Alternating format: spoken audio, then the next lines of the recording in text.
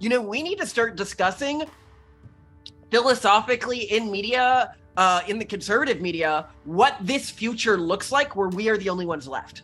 Because that's the future our grandkids are going to be in. I'm Danica Cluth, a grad student living in Fort Collins, Colorado, and you are listening to the Vance podcast. Welcome back to the podcast. I'm glad you're here. Today, I sit down with Malcolm Collins.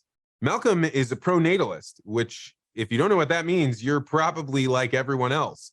A pronatalist is a person that supports the idea that people should be having a lot more children. And you will hear in this conversation that Malcolm is serious about this. He's not just thinking about this in terms of his own family, but really entire societal implications of people not having children. I'd heard Malcolm on the Sean Newman podcast, and I was introduced to him by a past podcast guest named Michael Vassar, and I really didn't know what to expect with him. He's a fast-talking guy that, has these big glasses on, and what you'll see when you're listening to him is at first you're like, no, that can't be true. But as he goes into his details and his explanation, you realize that he and his wife, who have started a school together and are a part of a much larger movement, are really deep in this world. He revealed things that I never thought possible, and I really deeply enjoyed this conversation. But buckle up, because things he says in here are uncomfortable truths and should be something that you wrestle with. We're going to get to that interview in just a moment. But before we do, I want to talk about legacy interviews. Longtime listeners of the podcast know that I sit down with loved ones to record their life stories so that they can pass it down to future generations. Oftentimes, before people get this as a gift, they wonder, what kind of questions will you be asking my parents? Well, they cover areas from childhood to your career, parenting, marriage, and the legacy that you want to leave behind. But when you get this as a gift for your parents, we will send them a Preparing for Your Legacy interview guide. In it, it will give them ideas on what to wear and how they'll be viewed on camera, but it also gives them a list of questions that they can think through, like, who was your best friend growing up? Or what challenges did you have at work that you had to overcome? These conversation starters allow people to get ready for an interview that is unique. I ask every single person questions that are unique to their situation, but by having this guide, it lets people relax and really think about all those stories that they want to be able to pass down to future generations. If you're interested in having me interview your loved ones, you can capture those stories, both to have it on video or potentially to put it into a leather-bound book. Go to legacyinterviews.com to find out more. All right, without further ado, let's head to the interview with this wild character, Malcolm Collins. Malcolm Collins, welcome to the podcast. I am excited to be here with you today. Malcolm, why should anybody care about how many children somebody else has? Well, I started caring about this issue when I was working as a venture capitalist in Korea, doing investments, trying to forecast the economy. And if you look at Korea's current fertility rates, which are 0.8 or 0.7, depending on what you're looking at, that means for every 100 Koreans alive today, there will be between 6.6 and 4.3 great-grandchildren. And yet this fertility rate is continuing to collapse every year, so it's likely going to be worse than that. We in the US today are where Korea was in the 90s. When people talk about fertility collapse, they are often underselling how extreme it is. Within the US, when you hear, progressives talk about this, they're like, oh, we can fix it with immigration, carefully ignoring that even by UN estimates, as of 2 years ago, collectively, Latin America, South America, Central America, and the Caribbean fell below repopulation rate. That means that these cultures are shrinking on average every year now. So I think just the scale of the problem is really high. I mean, for me, one of the really shocking statistics was to see that in the US, it appears that even general Mormon populations may be falling below repopulation rate or will within the next 5 years or so. So it's interesting because for most of my life, people have been saying like, oh my God, the biggest fear, the danger that we have in the world is overpopulation, right? You have this Malthusian, we're not going to have enough food. We're not going to be able to feed the growing population. That's why we need to grow more with less, all of these things. So to hear somebody talking about fertility rates dropping and populations dropping seems like is like a new gloom and doom that like somebody just got switched or the rug Well, pulled out from under them. anyone should have been able to see this historically if they had. I think the problem is that academics have this fear of looking at populations as being different from each other, or people groups as being different from each other. So they were always looking at general global population stats instead of looking at on a per country or per population group basis. But this problem has been pretty big across the developed world really since the introduction of the pill, or a bit earlier than that. And when you said describe it as a problem, like, why is it a problem?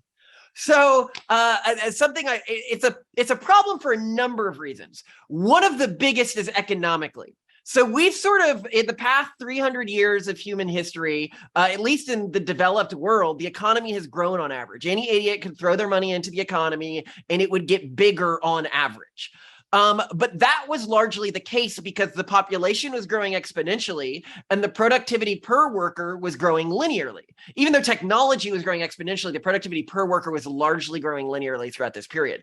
If population begins to fall exponentially, because definitionally, population either always grows or falls as a matter of an exponent, we could see the economy begin to shrink on average. This becomes a big problem because we sort of set up our society like a big pyramid scheme, not just in terms of social security, as people often think, but if you look at the amount of debt that we've taken out of every level of the system, from the cities to the states to the nation state, it's really high. And debt is a wonderful thing when things are growing, but when things are shrinking, it compounds the pain. And I'm happy to go into the math of that if that's interesting to you.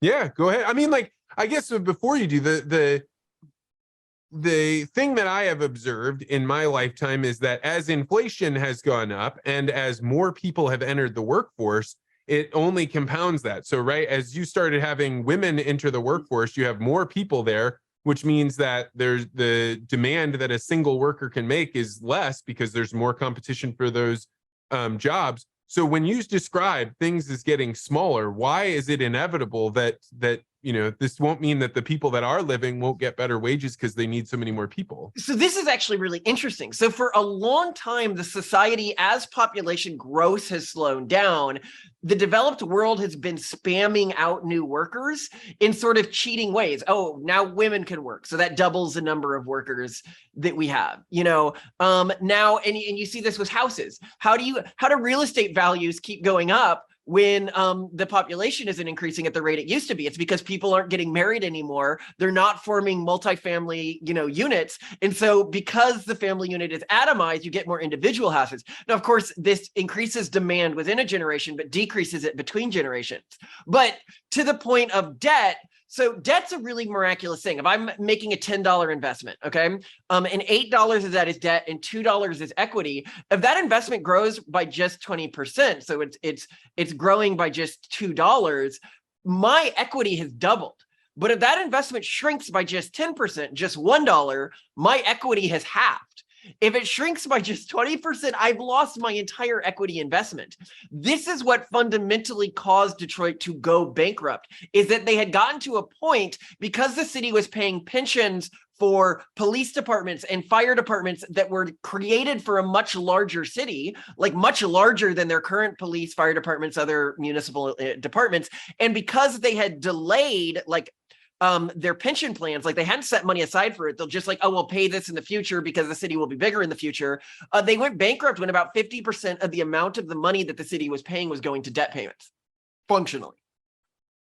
And so you're saying as there are less people in the economy to be able to contribute to the taxation, the base of workers, that you won't be able to service this debt, and then that will crush us all?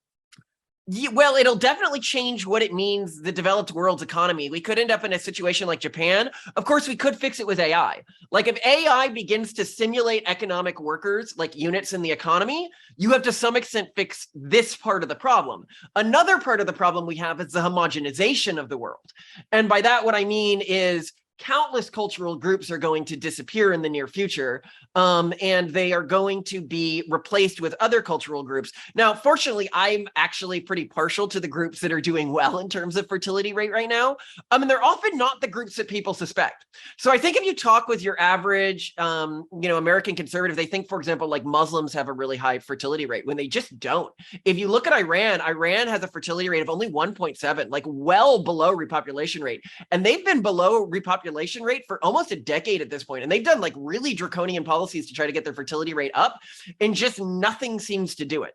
Like what did they do? What was draconian about it? That it's super draconian, making it harder for women to get educated, banning vasectomies, I think banning access to like reproductive education, a lot of the stuff that China is trying right now, which is why I know what China is trying won't work. The groups that seem to do well, and when I talk about fertility rate collapse, I'm talking about post-prosperity fertility rate collapse. So anywhere you go in the world, if people are in desperate poverty, I don't mean like moderate poverty. Like I'm not talking about like Latin America or India. India's falling below repopulation rate this year. I'm talking about like the worst poverty you see in Africa. You get really high fertility rates. But the question is how can you maintain a high fertility rate in a post-prosperity economy? And what you see is certain cultural groups seem to be highly resistant to fertility rate collapse. And these groups are mostly conservative Christian and Jewish groups. And very few other groups seem to show true resistance to it. We'll get back to this where it's growing, but the thing you said, you just kind of slipped it in there, that India is falling below replacement rate. That is shocking to me. Yeah, right? they're at you see all the 2.15 right now. So they're like 0.5 from falling below replacement rate. China is expected by some measures to be at half its current population within like 45 years. Like they're just gone as a world player. Anyone who still thinks that China has a chance, there's very little they can do besides going full Handmaid's Tale. Well, 45 years seems like a long time, right? So it's hard to plan an economy to go longer than 5 years, let alone 10 or 40, 45. Well, as the saying goes, it takes 18 years to make an 18-year-old, and they've been, they were artificial. So a lot of people think that China's current fertility problem is due to the one-child policy, but that really undersells it. The problem is they haven't created a culture that motivates people to want to continue it. So in 2020, the Chinese fertility rate, and this is when they had three-child policy, when they were doing everything they could to get birth rates up, it fell by 20%, and then it fell by an additional 13% in 2021. I haven't looked at what the numbers are this year, but I mean, if you're looking at year-over-year decreases, that's insane. And so like, what does this mean? Like, I understand that you have a sense that this is bad and that there's like, you're not going to be able to pay debt back, but it does not seem inevitable to me that this is a bad thing, something we should fight against. It's not exactly bad. It's kind of good and kind of bad. So basically, I mean, what it means is the cultures that are going to control the future of our species are not the cultures that control it right now. And the cultures that control it right now are getting increasingly desperate because they reproduce parasitically. And by that, what I mean is they don't have kids, they convert kids.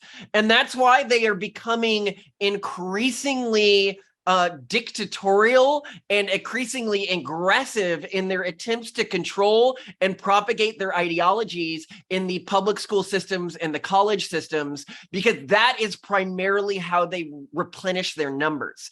Yeah. I mean, this is striking. And so let's talk first before we go into ideologies. Well, I guess this is ideology. The two groups that you said are beating the replacement rate are Orthodox Jews and conservative Christians. And conservative Christians at different rates. It was funny, we were mentioning before this, a lot of people don't understand how quickly a group can grow or how quickly a group can disappear due to fertility rates.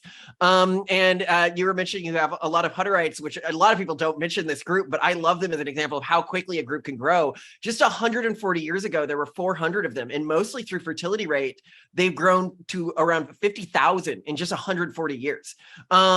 Whereas if you look at my cultural group, which was the American Calvinists, who you often hear in history books as being the Puritans, they were at the time of the Revolution well over 50% of the white population in America, and they're now like 0.2 to 0.5% of the population. And they mostly collapse due to fertility rates and due to secularization.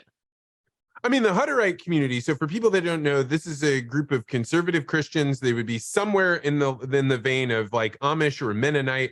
But the way that I know a lot of them is that they're in the agriculture community, and they are very, very effective. So what they do is they have these communities.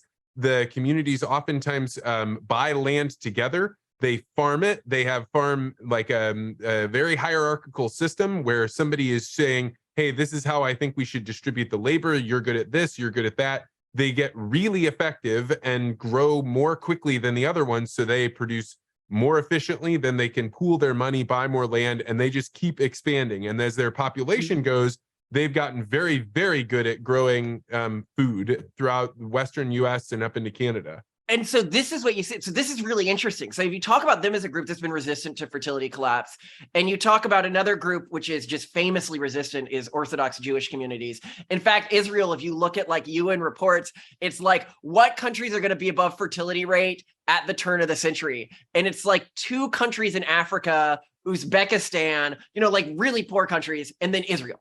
And I think what you see across these communities is a strong sense of cultural identity and a set of sort of the way that we argue it is the human brain sort of evolved or is meant to work with a strong cultural tradition, sense of identity, and sense of rules. And as our society has secularized, we stripped a lot of that out. And that stuff was critical to provide the exogenous motivation for people to have over 2 kids. If a person's living only for their own happiness, like this is the core cause of fertility collapse in developed countries. If people can choose, like they have total control over their fertility due to like the pill and condoms and all this other stuff, if they can choose when to have kids and not, and they are living primarily for how much happiness they can extract from life, you don't get that much incremental more happiness after like kid number 2, which means in any community where that's true, so for a community to stay stable, suppose a third of a community is having no kids and a third is having 2 kids. For that community just to stay stable, not to grow, the final third has to have over 4 kids. And like very few communities can motivate that without a strong sense of cultural identity, rules, social technologies, cohesion, marriage markets. Like marriage markets are so important right now because of if you just look at the collapse of like people's ability to find good partners, like this is one of the things that's contributing to this. So much of the way society is structured today is just not amenable with starting a family and having a lot of kids. Yeah, I mean, I think about my own life. Like I was not even considering getting married, let alone having children until I was in my late 20s. And then it wasn't until I was in my mid 30s that we were like, about time to get started. It was just like Idiocracy, right? Where you're just like, the people that are, the most financially capable, the ones that have the education aren't doing it because they're maximizing for something else. There was no pressure on me to have children whatsoever at all until I started hitting my 30s. And even then, the pressure really only came from the ag groups that I would go see. The Utah Farm Bureau giving me a hard time that I didn't have any kids yet, famously. Yeah. Well, it's one of the things we often talk about. And I think that this is a big problem in society right now is humans are sort of built to have kids, and because our modern society doesn't encourage people to have kids, you get these 30-year-olds who realize now, because infertility has become such a big problem across the world today. I mean, sperm rates have fallen something like 50% in the last 30 years. Testosterone rates have fallen like 20%. Like it's insane. So they realize they're infertile, and then they try to essentially masturbate this instinct to have kids with like pets and stuff. But it clearly doesn't do it for them. And you can see the depression and the anger that comes out through this cognitive dissonance, where they actually get angry at people who are having kids. Oh, I had the very real experience of starting to try and have kids and then not being able to have it, and then being like, oh shit, like what will my life be like if not this? Will I adopt a child? Will I take on dogs? Will I become a runner or get really into jujitsu? Because all of a sudden, when you don't have children, you have lots of time to be thinking about your existential nature of your life. But once you have 2 kids, like I have right now, a 7-month-old at home, I don't have time to think about my existential problems. I am keeping the lights on. I'm keeping children fed. Yeah, well, it's really interesting to me. So we hang out with a lot of, well, not a lot, but some progressives and stuff like that. And something you constantly hear in this community, in their groups, is like, well, we need a sense of community. And what's so funny is you'll hear this in like these poly houses where it's like a bunch of people who are all in a relationship with each other, like 5 adults, having parties all the time. And it's like, you have tons of people in your life. Clearly, that's not why you're not feeling this sense of community. There was something that you were supposed to do, you decided not to do. Wait, so you know people that are polyamorous and living in communal Oh yeah, homes like New this? York and I work in the tech world. So I work in venture capital, private equity investing, and it's hard to work in like the investing world without engaging with, extremist progressives. It's hard for me to even imagine that that's real. See, I'm here in St. Louis, and I know because I see it online that this exists, but it is in no part of my culture whatsoever. I would have to go way out of my way to find that. It is the norm in New York and San Francisco. I find this really hard to believe. I'm not calling you a liar. I'm just saying. At least among wealthy people. I don't know across like all of New York and San Francisco, but when you're talking about the faction that's like the elite in our society, whatever you want to call that, in the New York and San Francisco area, it is absolutely the norm. So we should stop for just a second and say, who the fuck are you, Malcolm? Like, why do you care about population? Why is there a large gun behind you? Tell a little bit about yourself. So why I know all of these groups of the peace thing. So I've worked in venture capital, I've worked in private equity, but also my wife was the managing director of Dialogue, which was a secret society started by Peter Thiel, and then Schmidt Futures organization, which is Eric Schmidt's thing. They contracted us to like find a bunch of people to join a secret society they were building. And then like we got into like the building secret societies business, which meant that we just started to know everyone who was like supposedly the elite in our society. And we were like a diversity hire as conservatives on all of these projects, because they're like, well, we need your token conservatives. And so we got really in with what they were doing. But then also, I mean, we've written 5 books, and all of our books, what they do is they try to look at a subject. I mean, all of them have been bestsellers on Amazon.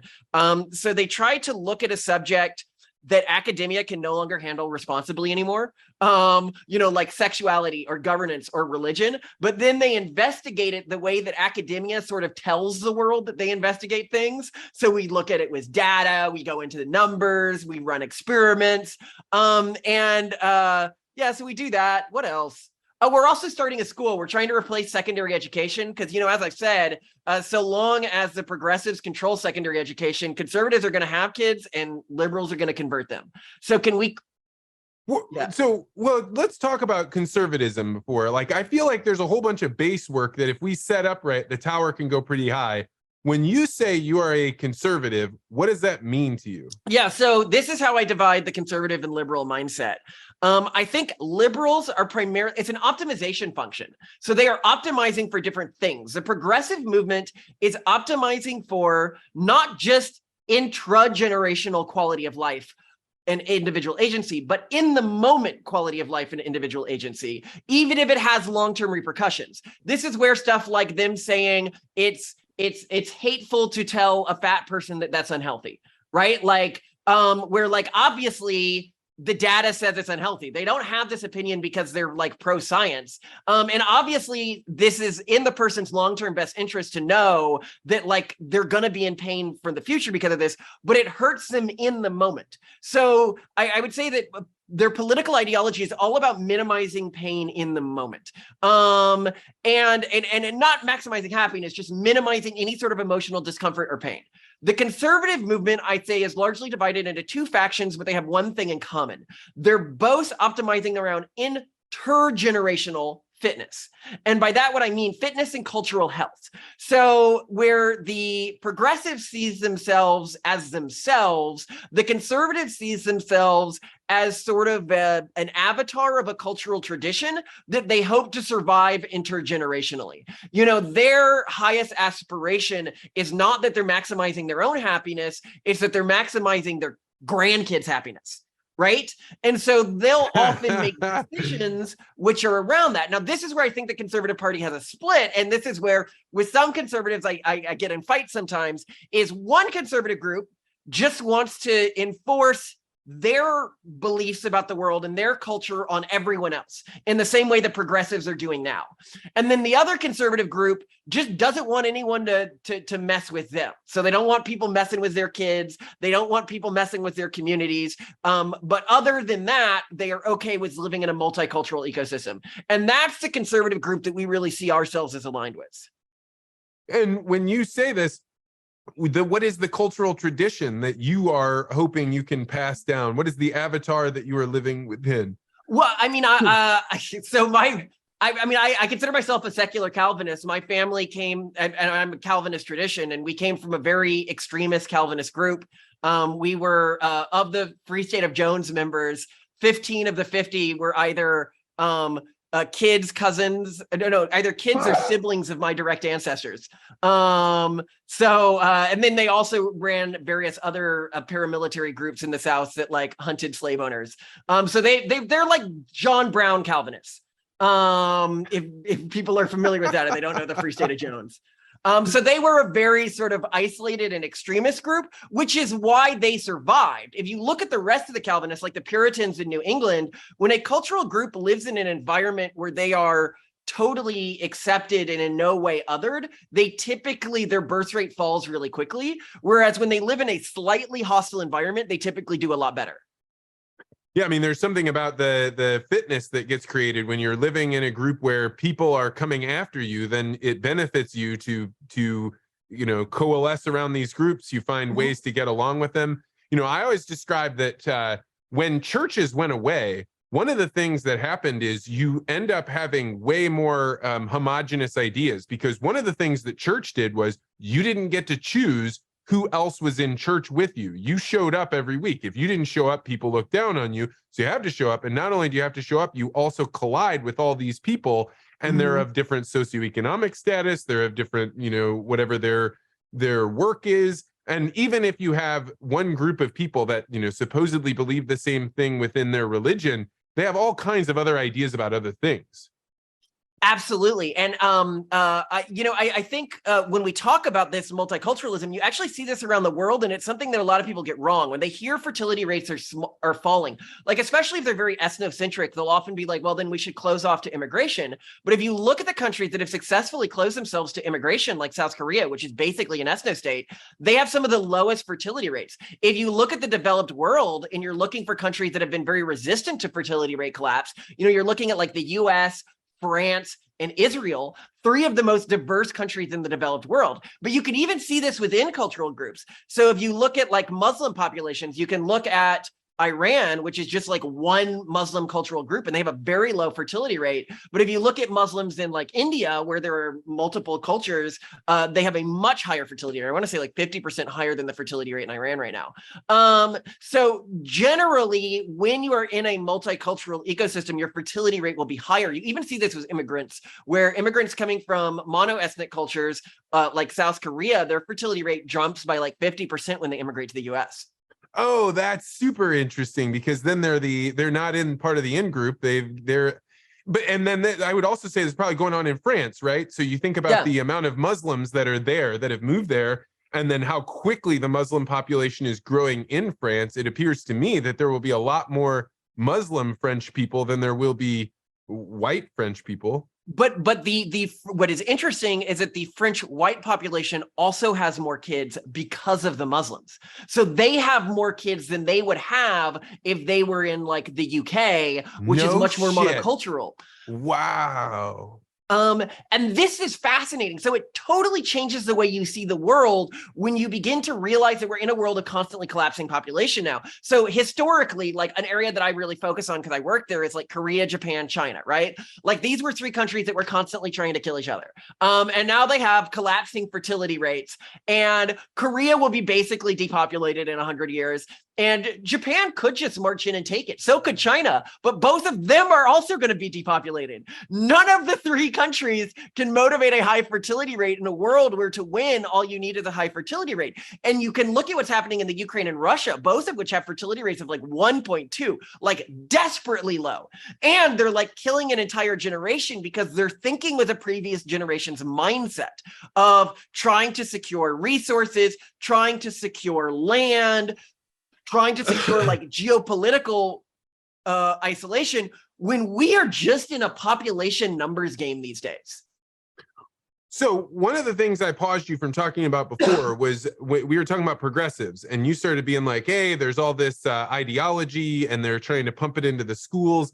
This is something that everyone is aware of. Everybody knows that this is happening.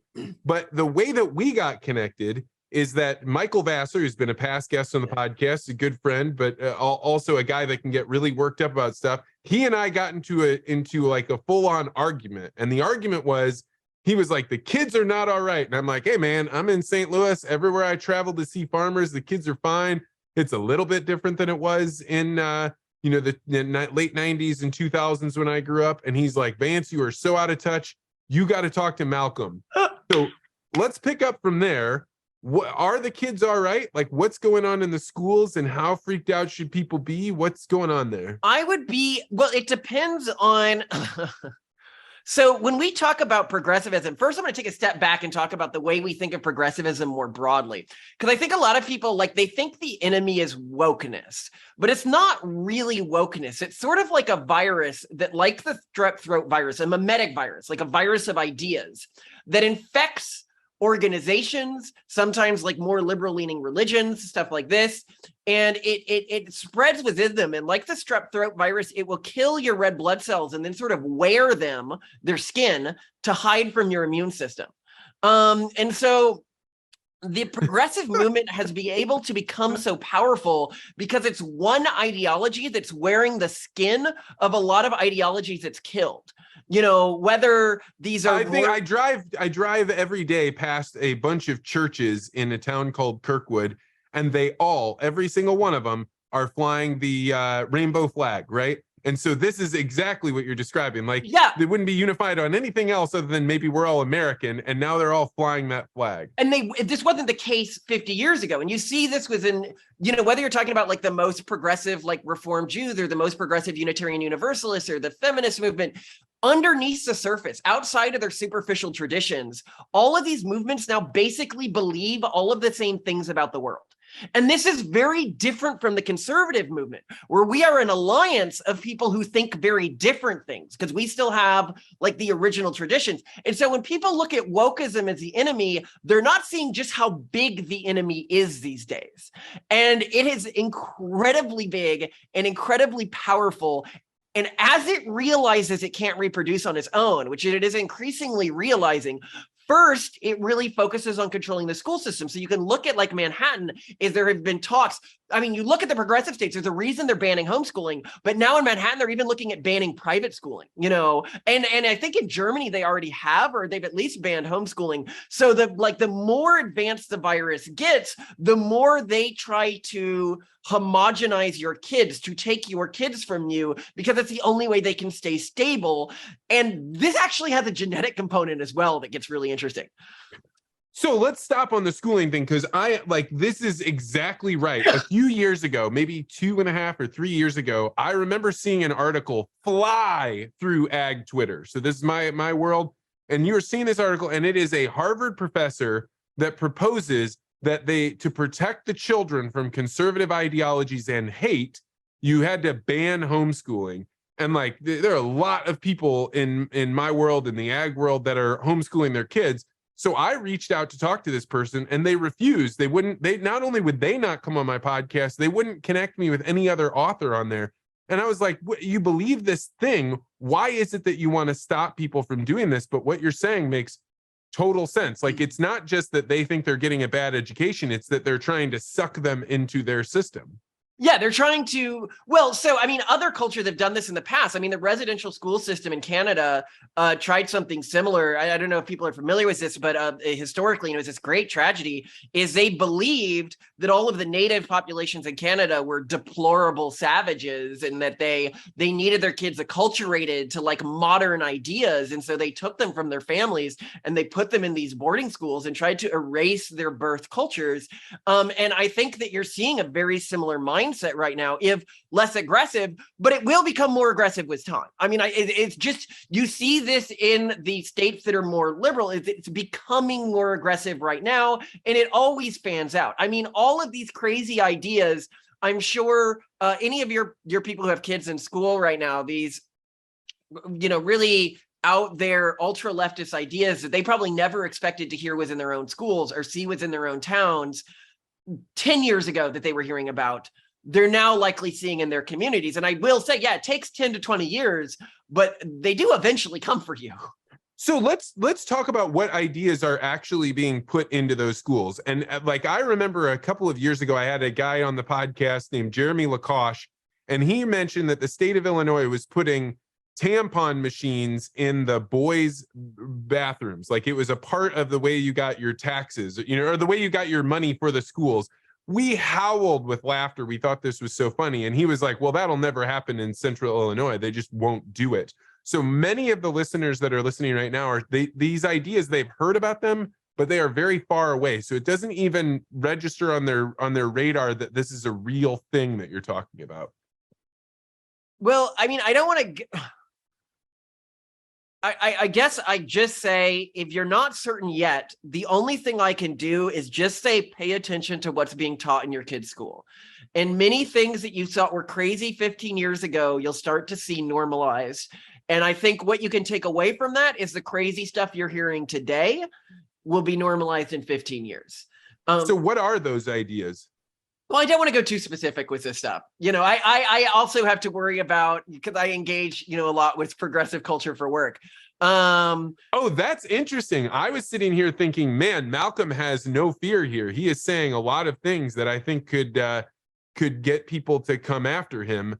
And the line that you draw is pointing out where the specific things are. I mean, it's fair. I understand. What I would say is it's a different cultural group that's trying to acclimatize your kids to it. And like within our school system, the way we get around it is we use prediction markets like Metaculus, which does like predictions of like future political events and stuff like that, to judge which students actually have a better knowledge of a subject. And then we normalize our multiple choice questions to the students who did best within prediction markets, within anything that could be politically charged. And so this prevents any political bias within our tests. And so that's the way we always try to approach it. And I think that anyone, even progressives, admit that they are trying to acculturate kids out of these older, more traditional cultural practices. This is fascinating. To me, a lot of this has just been like, when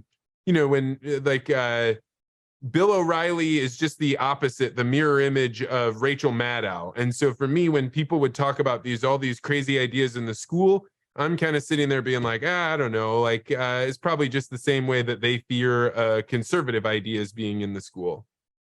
Yeah, so it's interesting. I think that the reason why you're seeing a lot of wealthy tech people like Elon, freak out about this first is because their kids are in these East Coast schools. So they're seeing this before the Midwesterners are. But, even he isn't able to protect his own kids, So I think, some of his kids just absolutely hate him. Like, they've been convinced he's like, you see this with the way that they publicly repudiate him. And I think that's really sad. But I think that that's the goal of a lot of school system, is to convince our kids, if we are following a cultural tradition, which isn't like the societal mainstream, isn't the virus, that we are evil. One of my true horrifying nightmare scenarios is when you learn about what happened in China, when those children would come home or would go to school and they would be taught all these terrible things about their parents, and thinking that they were doing the best thing they could possibly do, reporting on their parents and having their parents ripped out of there, put into work camps, killed. Who was this? It was a famous conservative woman who was in the Trump administration and her daughter turned on her. I don't know. I'm sure you're I listening. mean, whoever it is, this is like the most horrible thing you can imagine, is that some public bureaucrat, teacher, whatever, would turn a child on their parent, which is the most sacred of all relationships. Well, I mean, they get your kids for most of the day. I mean, how could they not? If they have it within their inclinations, if you don't control your local school system, where this gets really interesting is where things start to change personality-wise. So I think everyone who has kids knows that an aspect of personality is genetic. You know, they see what they pass on to their kids. They see kids act like their parents to some extent. And something that's been seen in the data is the way we vote has a genetic component. So it might be like 60 to 70%. And so a really interesting counter to this phenomenon. So, I mean, one of the things that Progressive Machine is doing is trying to break up family units to an extent, because single women, and they'll admit this, and like there's things, they vote much more progressively than married women. And you also see this with men, but to a lesser extent. So through disrupting family units within the populations that they control and have full access to, they make them much more progressive within a generation, but much more conservative between generations.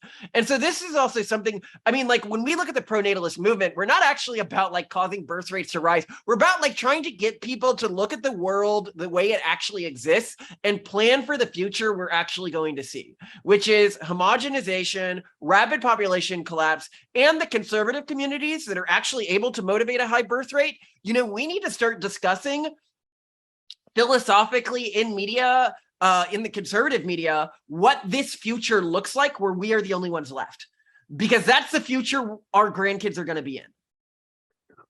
Well, when you describe it before about the fact that the progressives don't have children, this was an interesting comparison. You talked about this on the Sean Newman podcast, where you describe like, hey, there are some religions that they didn't have sex, and so they couldn't have children. So let's talk about this. Yeah, so the Shakers replenish themselves by running orphanages. And you could argue to a lesser extent, Quakers replenish themselves by running most of the school systems in the northeastern US. But the Shakers were a sub-branch of Quakers. But anyway, so they believed that all sex was prohibited. And they collapsed after the state offered a state-run alternative to the Shaker orphanages. And the Quaker numbers collapsed largely after public school became popular. And so you can really trace these when a community, and this is partially why progressives push so hard for like nanny state services, for things like what's the word I'm looking for here? For things like, you know, Social Security and welfare and stuff like that, is because traditionally these things were often provided by our cultural groups. You know, anyone from a strict cultural group, whether you're a Hutterite or a Mormon, you know, you typically have some cultural mechanism for providing for people who are down and out. To convert people away from your culture, one of the things they need is these safety nets in place because it lowers the switching costs. And that's one of the core reasons they fight so hard for these, because they try to be like, oh, conservatives don't care about like poor people. And it's like, I see very few like progressive, like Salvation Army like efforts. They don't run these things. But they don't like that these things often come with rules attached to them, which are part of the cultural transmission system that they sort of were built up to play a role in. What do you think it is that is attractive to people about becoming progressive, about like living in this in a world where the future is not something that they're thinking about? It's very interesting. So we wrote a book, The Pragmatist Guide to Crafting Religion, and it really focuses heavily on this subject. So there's a few things that are happening here, right? So there's two things. There's soft cultures, which generally lean progressive, but then there's also the virus, which is hardcore progressive. So we typically divide cultures into hard cultures and soft cultures. Hard cultures typically have a unique way of dressing, a sense of identity, strict rules, whereas soft cultures typically have less of these things. Now, what's really interesting is soft cultures are typically much older than hard cultures. Hard cultures were typically sprung out of whatever cultural chain they come from pretty recently. And then over time, they get degraded by pop culture, which is like the generic culture in our society. Like it's a caustic acid, making them softer and softer. And as they get softer, they lose the hard choices that people are meant to make. They move from an internal locus of control, i.e., my failures are my own fault, to an external locus of control, my failures are society's fault. And they typically give up most of the harder practices that they have to maintain. You know, they want things to be easier and easier and easier. And this is just sort of a thing that happens intergenerationally until you get some new iteration of the movement spun out, and then, you know, you get a new hard culture. So that's one thing that's driving them to this. It's just intergenerational cultural degradation. But then another thing is, why does this cultural degradation happen, and why is a super virus so effective? It's because it's selling people you won't have to feel pain anymore. Any pain you're feeling right now, we can remove this from your cultural group. And they use some very sophisticated mechanisms like cultural technologies to spread, which makes them very hard to fight. So if you think of cultures as like nodal networks which overlap with each other, historically, if you had somebody from a different cultural group come into your cultural group, you just kill them. Like if a Catholic came into a Protestant country and was preaching, you know, you'd light them on fire, same way if a Protestant went into a Catholic majority country. Or if somebody like had a new way of seeing the world, whether it was Galileo or a witch, you know, you're like, okay, this is different. We're going to maintain cultural fidelity by just killing this outsider. The virus evolved a new system. So if you think of it as sort of like infecting nodal networks with this promise that no one in the network will have to feel pain again, when a network begins to be infected, infected nodes look for nodes that look like they may look immune to the virus, like a college professor who says something like men and women may have systemic differences in how they see the world. And they're like, oh, this person's immune to the message because that could hurt somebody's feelings. So they begin to deconnect the strengths of all of the connected nodes to that person, lowering that person's influence within the infected network. Essentially, they shadow ban people, which is very different. People often focus on cancellation, but cancellation is actually a minority way that the virus hoards power over people. It's more like a terrorism tactic it does in extreme circumstances. This sort of shadow banning process is really what makes it so hard, because as soon as you try to walk into one of these environments, you know, you're like a Gore-Tex glove going into water. It just parts around you and no one can hear any immune message. This is fascinating. Like I find myself without question, I'm just sitting here being like, well, I mean, like the parent in me feels an immediate like reaction, like I've just jumped into cold water, so I'm going and so my immediate reaction is like, okay, wait a second, is this just fear tactics that you're doing? And like I'm saying this because if I feel this strong of a reaction, the right behavior for me to do is to be very suspicious, because this isn't what I see. I can kind of see it off in the distance, and it doesn't feel like the world is collapsing around with these ideas. But as you describe them, I'm like, no, that's right. And when I look at churches, I see these things, and when I look at schools, I see this as well. Where else is this showing up that people don't realize? Well, I guess I'd say if you doubt that this is culturally normative within the power centers of our society, just look at modern media. I mean, you can look at what Disney's putting out. You can look at what, I mean, they're a giant company, right? Like clearly they think these ideas are normative. You can look at what CNN is saying, you know. Do you think these people, like, this is the thing that strikes me about this kind of ideology, like, is it directed from, is there a cabal of people? Is there a secret society of people that are like, we need to go push these ideas out there? Or is it like you're describing, an infection and people don't even realize what they're putting out there? Secret societies are my jam. It is not a secret society. Actually, most of the older secret societies are highly affected. So one secret society I can talk about because I don't have any connection with them is Skull and Bones. And right now, Skull and Bones has a major fight because all of the young Skull and Bone members are like super woke and they've like let women in and everything. And they're very like trying to be ultra progressive. And they hate all the old members who are like hardcore old school conservatives. And so across many of these older secret societies that people think to be afraid of, they've been infected by this. And when you're talking about secret societies, the infection is so pervasive amongst the people who run like tech companies in our society and stuff like this, that almost all secret societies, because they try to stay politically neutral, they basically have like affirmative action programs for conservatives because it's so hard to find conservatives who are in powerful places within our current society. And you can look at us. I mean, we had $1 million for the school at one point, and it was stripped from the school because we had the crime of being publicly conservative. Well, this happened in St. Louis. There's a secret society, is very famous, called the Veiled Prophet Society. And the Veiled Prophet is really about civic leaders coming together to, better improve the city. And it turns out that girl that was on The Office, I can't even remember her name. She's like a very cute, she's like, St. Louis just loved her because she was like their darling child that they sent off to Hollywood. Well, somebody found out that she had been crowned the Veiled Princess thing, and she denounced it.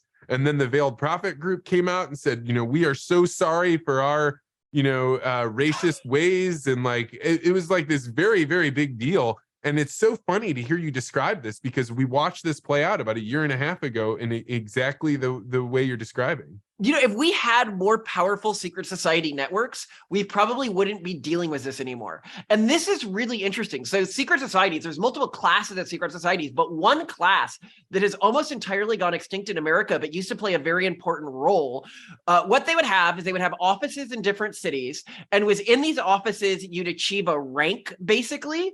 And you'd go through, and this rank was tied to sort of your social capital within that city and your sort of moral standing within that city. This was the Rotary Club, this was the Lions Club, but it was also the Freemasons, the Society of Oddfellows. It was like this type of secret society. And what it did was it allowed for social capital banking.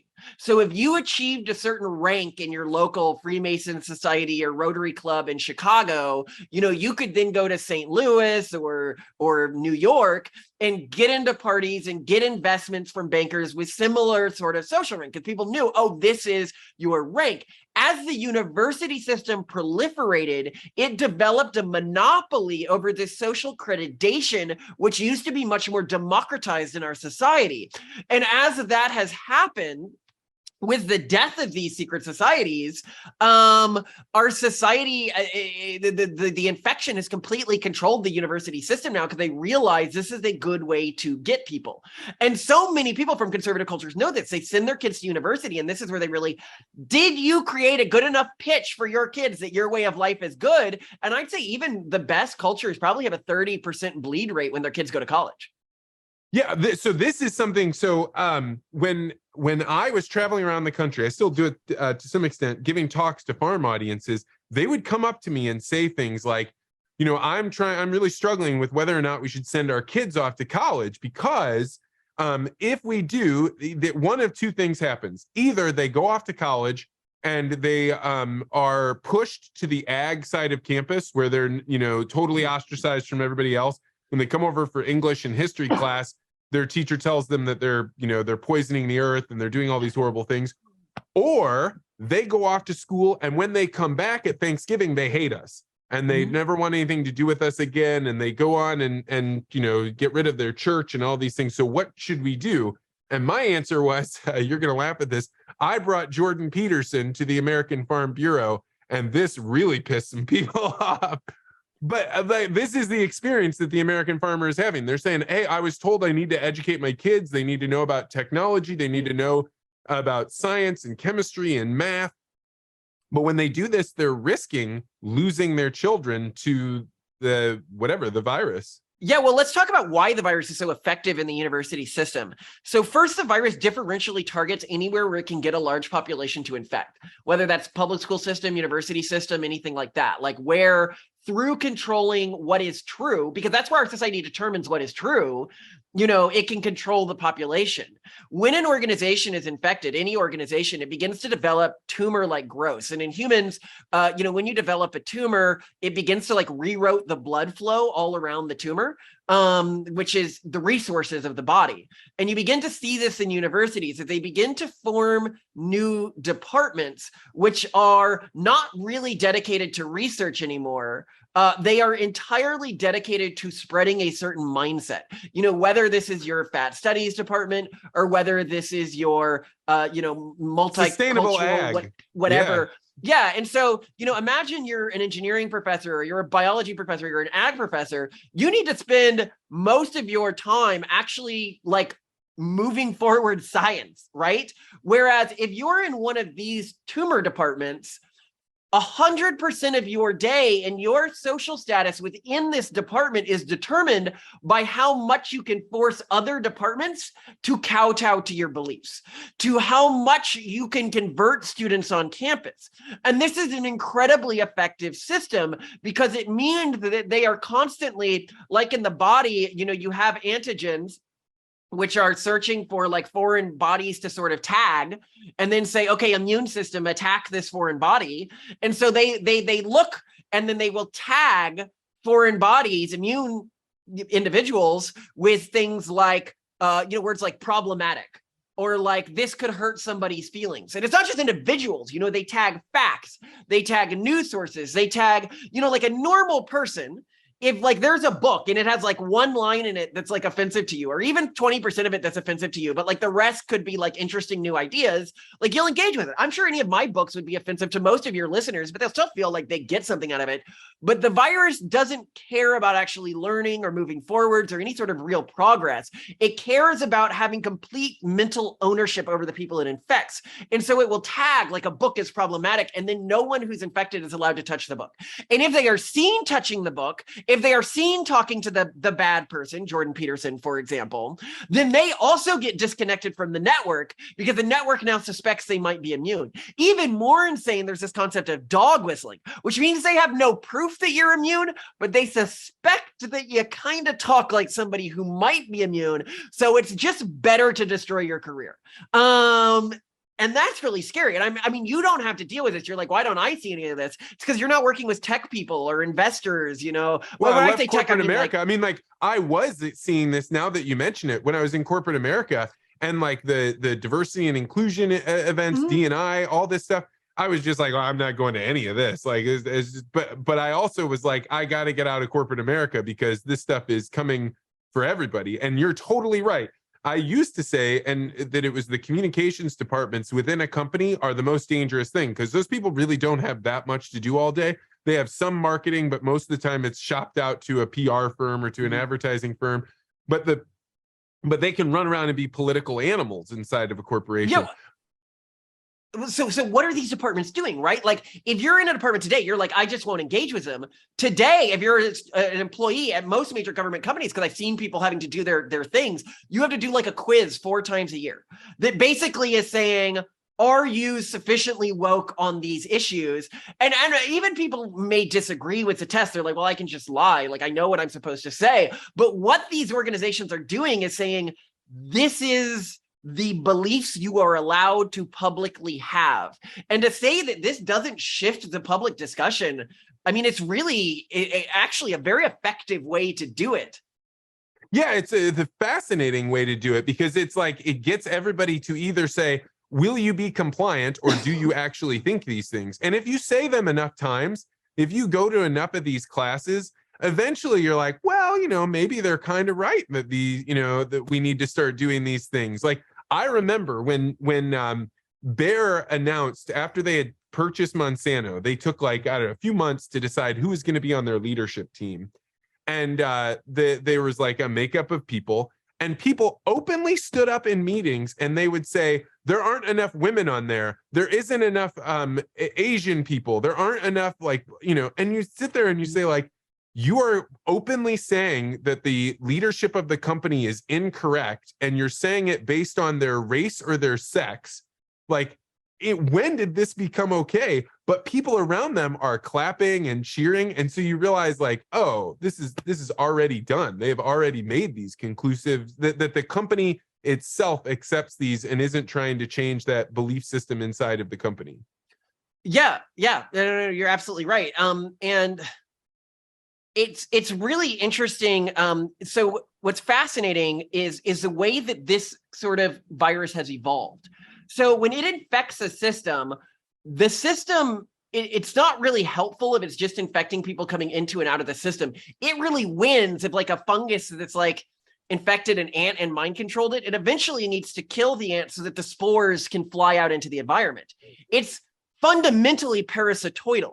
It needs to kill the host to infect the vast majority of other organizations, because the iterations of it that killed their hosts outcompeted the iterations that didn't. And this is why stuff like the Wall Street, like Occupy Wall Street movement failed, or like Gawker failed, or like modern feminism has largely failed and split apart, is because it needed to release the nodes after it converted enough people. And then they get into other organizations, and once they all get fired, and then they all go out and find new places, and then they take those ideas. Is that what's going on with California? Is California a failed state and then sending all their terrible ideas about how you should run a state onto Texas and Colorado and Idaho and these places? Well, so what's really interesting is how, when you get an advanced infection, how little this virus cares about any sort of the things it claims to care about. And you can look at numbers of this. You know, when like BLM moves into an area, typically at least perceived inequity increases, and a lot of like inequities actually like measurably increase. It doesn't, and this is why nobody cared when it turned out that like the BLM movement had like grifted tons of money so it's like leaders could buy mansions and stuff. It was because the goal was never actually to increase equality. It was to kowtow other people into saying they see the world a certain way. And that's how you move up within these hierarchies. And it's really damaging within, because I've looked at like the major nonprofits, because I've like worked adjacent to them. And one of the problems is you get two types of people in these nonprofits. You get people who actually care about doing good in the world. And then you care about people who have this signaling. Like, I care about the virus and I care about signaling my dedication to it and using that to move up. These people who only care about signaling, because 100% of their time can be dedicated to politics, and because they have nothing they genuinely believe, they move up much faster. And where this gets really dangerous is any form of immunity, not just like any form that says like, I'm not listening to the virus, will get you canceled, and you can never get back in their good graces, even once the virus has agreed that this is true. So, I mean, right now, recently in the New York Times, and I'm sure this person's going to end up being fired or like have some major problem, they were like, hey, like, we need to admit that like the data says that like the mandatory maxing policies didn't really work, right? Like, all conservatives have known this for a long time. And eventually the liberals are going to accept it. So the progressives are going to accept this because just the data is so overwhelming, you know, and like 7% of this giant trash pile in the ocean now is just masks now in the center of the ocean. Like, even the pollution stuff they claim to care about, but, they will never rehabilitate anyone whose life they destroyed over this. Even though, I mean, I don't know if you remember, there was like Levi's or something, like somebody who was basically in line to become president ended up getting fired because she was like, hey, you know, this is really hurting like underprivileged and like BIPOC communities, that you're closing schools because it's not happening in these wealthy white communities. And they're like, no, you can't say closing schools is bad. You now have signaled that you might be immune. And so we don't care if like you're actually doing good. You must be erased because now you're a danger. Now we know you will say, yeah. This happened exactly to me when that stuff came out on when people were putting masks on. I was like, I don't agree. It's not by default. I agree. I think there's trade-offs, and you know, I don't know. At the time, we didn't know for sure whether or not the breathing, but I was like, there's downsides. People called me a eugenicist. People would like, I had work taken away from me. It was like a crazy thing for me, and I really didn't understand. Because I was like, well, eventually people are going to feel bad about it, but they're never going to feel bad about it. They're never going to go back. They're never going to change their minds on it. Because it was about standing up for the orthodoxy. Like this, it's so fascinating. It has a lot of parallels to like the pre-Reformation Catholic Church, where it was like, you can't have an outside idea, and the church may update what it thinks, and then now there's like a new norm, and this is what's true. But So you right now are fighting against this in a macro way about the pronatalist movement, right? Have children, understand how religion works, and think about conservatism in this different way. What about today? What about like, what can you do now? Or is it like, hey, abandon all hope today and just shoot for 45 years from now when your culture can outpace them? Well, no, I think that, the reason why we're looking at replacing the school system now is we need a good alternative. We work a lot with the University of Austin. We are trying to create a school system that upon graduation from high school, kids have the same job opportunities that they would have if they were graduating from Harvard, because I think you don't really learn that much in college anymore. So we're just trying to advance through what we call democratized nepotism, like figuring out how to make this system works, how to solve the major societal bottlenecks that are used to convert kids now. But in addition to that, we really need to now start thinking, because we will be the inheritors of the earth.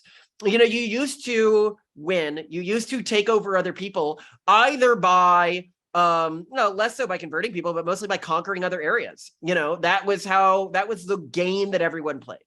And now it's a game of, can you have a lot of kids and have those kids enjoy their lives, their childhoods, and their cultural group enough to want to perpetuate it?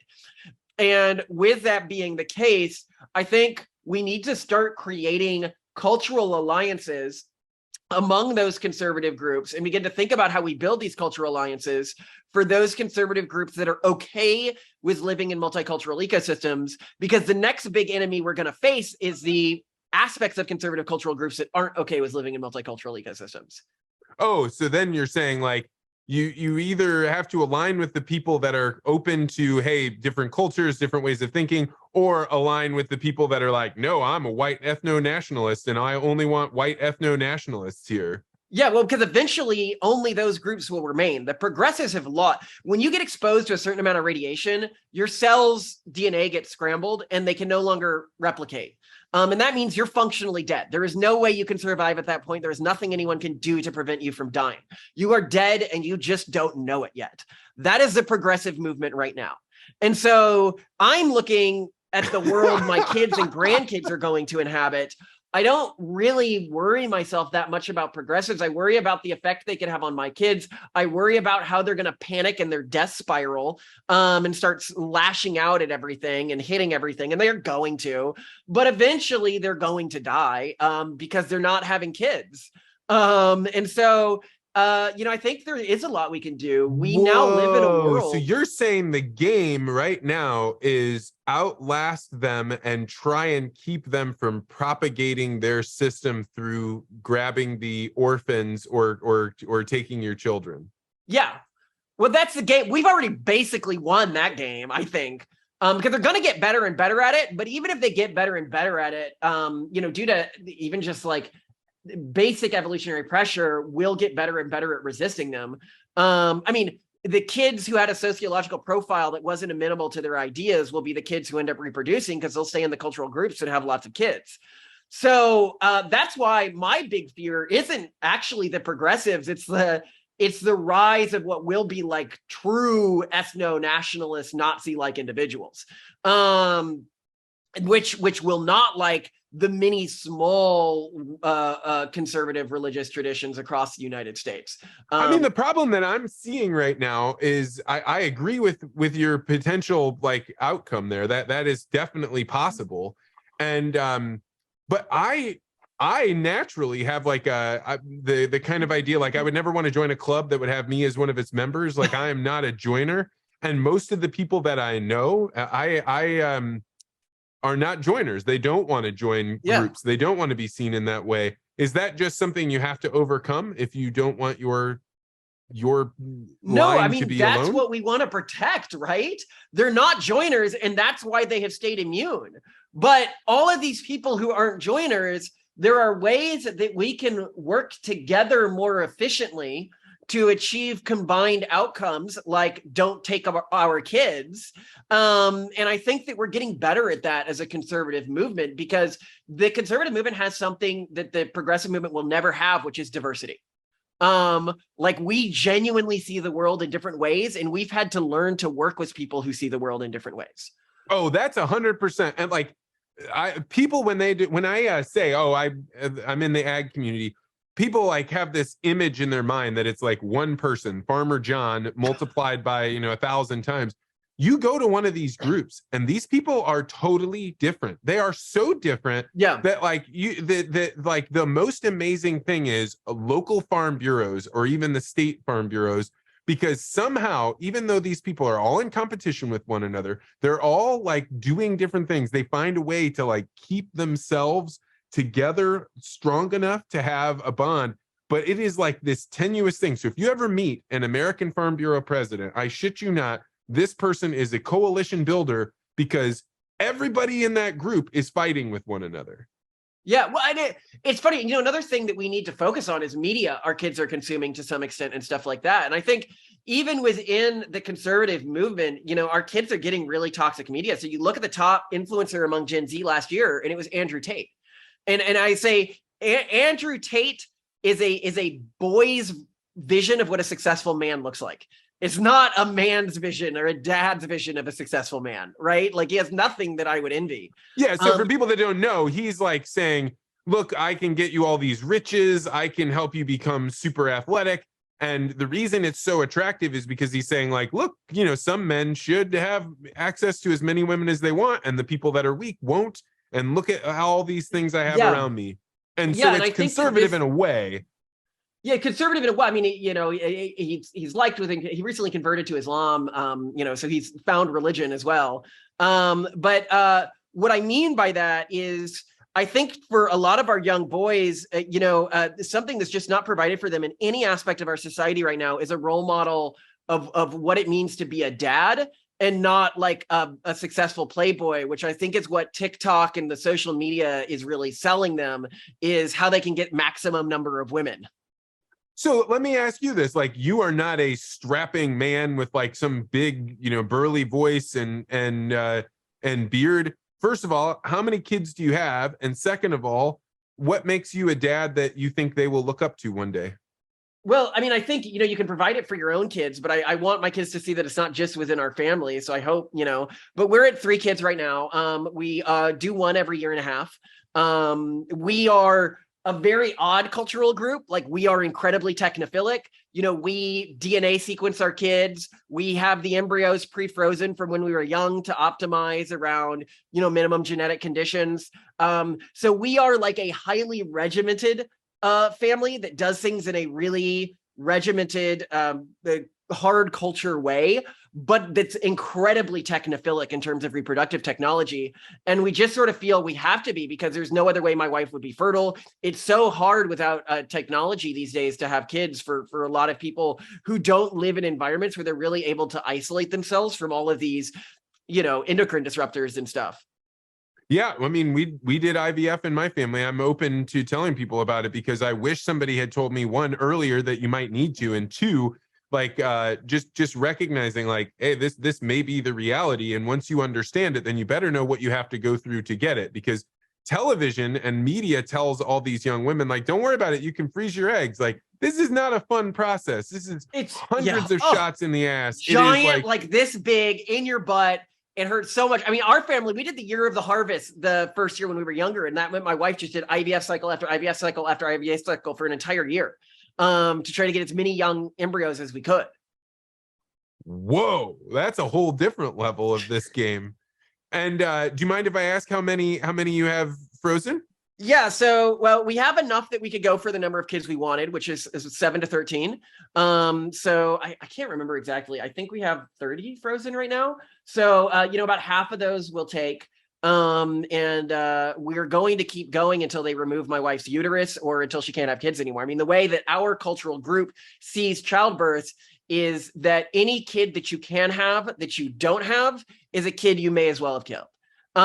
which is interesting because it puts us directly at odds with cultural groups that believe life begins at conception, because they think that what we're doing with IVF and genetics is wrong, but we both have like the same overall goal. And like, this is what I mean by cultural conservative communities learning to work together with people who are genuinely different and have genuinely different beliefs, but are on the same side of not wanting other people to take away their ability to have kids. I've never heard that argument before. So this is for people that have eggs. After you've done the harvest, then you fertilize them. Now you have an embryo. It's potentially viable. What happens is you may have a woman that has 3 children and then decides, I don't want to go any further. So the question then becomes a moral one. What do you do with those embryos? Is that a life? Is it not a life? And you guys are saying, we believe as long as we keep going as long as we can, then we move around that embryo problem.